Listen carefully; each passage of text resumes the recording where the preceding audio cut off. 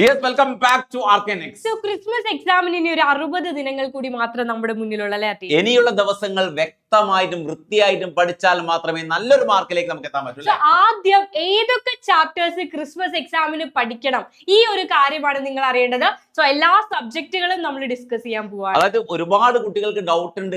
First ടേമിന്റെ portion second ടേമിന് ഉണ്ടാവും. അങ്ങനെ ഒരുപാട് ഡൗട്ട് ഉണ്ട് മക്കൾക്ക്. അതൊക്കെ നമ്മൾ ക്ലിയർ ചെയ്യാൻ പോകുന്നത്. മനസ്സിലാക്കുക +1 +2 കാർക്ക് എൻറ്റയർലി ഡിഫറെന്റ് ആണ്. സോ +1 നമുക്ക് നോക്കാം.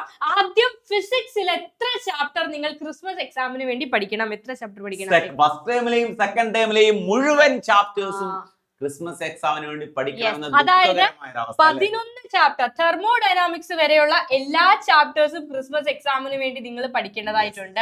യെസ്, അപ്പൊ തെർമോഡൈനാമിക്സ് വരെ നിങ്ങൾ പഠിക്കണം. അതിനുശേഷമുള്ളത് തേർഡ് ടേമിന്റെ ചാപ്റ്റർ ആണ്. നമ്മുടെ ഈ ഒരു സ്കീം അനുസരിച്ച് അല്ലെ പിന്നീട് 3 ചാപ്റ്റർ കുഞ്ഞു chapters kinetic theory, oscillation, wave എന്നൊക്കെ പറഞ്ഞാൽ ചെറിയ ചാപ്റ്റേഴ്സ്. ഓൾമോസ്റ്റ് 95% പോർഷനും മക്കൾ ക്രിസ്മസ് എക്സാമിന് പഠിച്ചേ പറ്റൂ.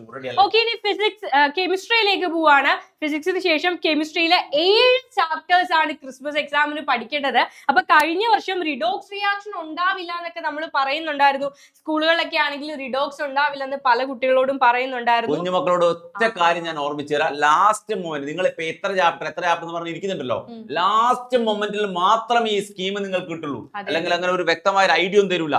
റിഡോക്സ് ഉണ്ടോ ഇല്ലയോ എന്നുള്ള ഐഡിയ ഇല്ലാന്ന് തന്നെയായിരുന്നു നമ്മൾ പലരും കരുതിയിരുന്നത്. പക്ഷെ കഴിഞ്ഞ തവണ റിഡോക്സ് വന്നു. 4 മാർക്കിന്റെ ചോദ്യങ്ങൾ റിഡോക്സിൽ നിന്നാണ്. അത് മാത്രമല്ല ഫസ്റ്റ് ടേം നിങ്ങൾ നോക്കിയാൽ സ്ട്രക്ചർ ഓഫ് ആറ്റം ഒക്കെ ഫസ്റ്റ് ടേമിലുള്ള ചാപ്റ്ററാണ്. പക്ഷെ 13 മാർക്കിന്റെ വെയിറ്റേജ് ഉണ്ട് ആ ചാപ്റ്ററിന് കഴിഞ്ഞ എക്സാമിന്. അതേപോലെ ക്ലാസിഫിക്കേഷൻ ഓഫ് എലമെന്റ് ചെറിയ ചാപ്റ്റർ ആണ്, ഫസ്റ്റ് ടേമിൽ ചോദിച്ചാന്നൊക്കെ കരുതി പലരും ഒഴിവാക്കും. 10 മാർക്കിന്റെ വെയിറ്റേജ് വന്നു.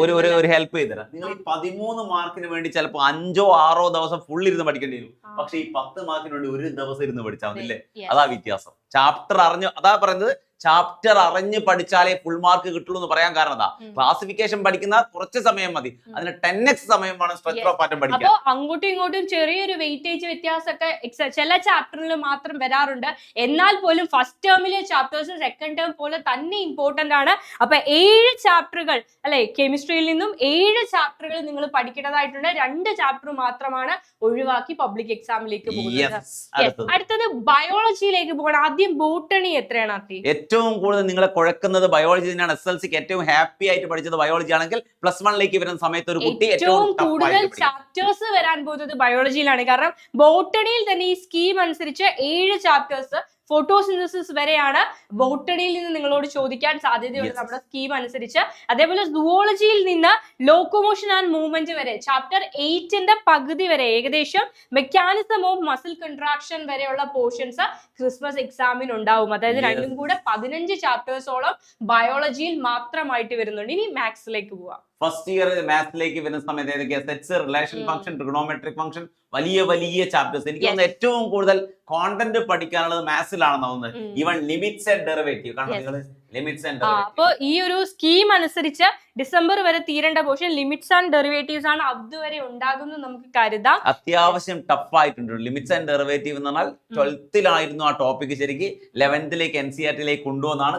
കമ്പാരിറ്റീവ്ലി ടഫ് ആണ്. അതായത് 12 ചാപ്റ്ററുകളാണ് മാത്തമാറ്റിക്സിൽ നിന്നും ഈ ഒരു ക്രിസ്മസ് എക്സാമിന് നമ്മൾ എക്സ്പെക്ട് ചെയ്യേണ്ടത്.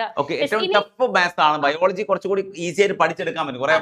ഇനി ബയോ സയൻസ് അല്ലാതെ കമ്പ്യൂട്ടർ സയൻസ് എടുത്ത കുട്ടികൾക്ക് ഇതാ ഇത്രയും ചാപ്റ്റേഴ്സ് ആണ് നമ്മൾ സെക്കൻഡ് ടേം വരെ 9th വരെയുള്ള ചാപ്റ്റേഴ്സ് ആണ് സെക്കൻഡ് ടേമിലേക്ക് എക്സ്പെക്ട് ചെയ്യുന്നത്. അപ്പൊ ബയോ സയൻസുകാരല്ലാതെ കമ്പ്യൂട്ടർ സയൻസ് എടുത്ത ആളുകൾക്ക് ഇത്രയും ചാപ്റ്റേഴ്സ് ആണ് നമ്മൾ മെയിൻ ആയിട്ടുള്ള എല്ലാ സബ്ജക്റ്റുകളും. ഇത് കൂടാതെ നിങ്ങൾക്ക് ലാംഗ്വേജ് പഠിക്കേണ്ടതായിട്ടുണ്ടല്ലേ? ഹിന്ദി, ഇംഗ്ലീഷ്, മലയാളം പഠിക്കേണ്ടതുണ്ട്. കുറെ എന്ത് ചെയ്യാ, അതിന് ഒരുപാട് സമയം ഇല്ലെങ്കിൽ പോലും അല്ലേ കൂടുതൽ സമയം ഇനിയുള്ള ദിവസങ്ങളെക്കാൾ കൂടുതൽ ചാപ്റ്റേഴ്സ് നമ്മുടെ മുന്നിൽ പഠിക്കേണ്ടതായിട്ടുണ്ട്. നിങ്ങളുടെ കയ്യിലുള്ള 6 സബ്ജക്റ്റുകൾ നോക്കുകയാണെങ്കിൽ 60 ദിവസങ്ങൾ ഉണ്ടെങ്കിൽ 60-ലധികം ചാപ്റ്റേഴ്സ്. ഒരു ചാപ്റ്ററിന് ഒരു ദിവസം പോലും നമ്മുടെ മുന്നിലില്ല. സോ വളരെ ക്രൂഷ്യൽ ആയിട്ടുള്ള ദിവസങ്ങളാണ്. ഓരോ സെക്കൻഡും പാഴാക്കാതെ. ഈ 60-ൽ 15 ചാപ്റ്റർ നിങ്ങൾ കണ്ടിട്ട് പോലും നിങ്ങൾ പഠിക്കാൻ പോകുന്ന ചാപ്റ്ററാണ് 15 എണ്ണം അല്ലെ?